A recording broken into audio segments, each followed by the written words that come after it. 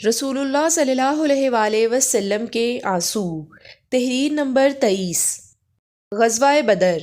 2 ہجری میں جب غزوہ بدر پیش آیا اور دونوں فوجوں کا آمنا سامنا ہوا تو کفار کی طرف سے ان کا سردار عتبہ اور اس کا بھائی شیبہ اور بیٹا ولید میدان جنگ میں نکلے۔ یہ تینوں فنون حرب کے استاد مانے جاتے تھے۔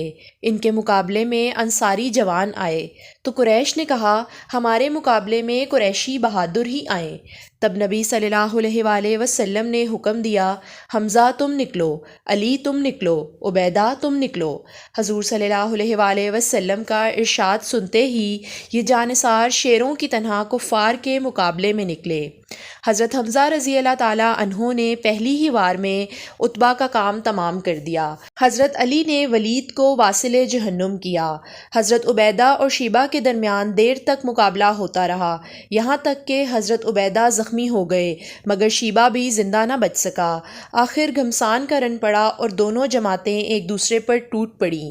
حضرت حمزہ جدر کا بھی رخ کرتے گاجر مولی کی طرح کفار کو کاٹ کاٹ کر گراتے جاتے۔ آخر اللہ تعالیٰ نے مسلمانوں کو فتح عطا کی اور کفار بری طرح شکست کھا کر بھاگ کھڑے ہوئے۔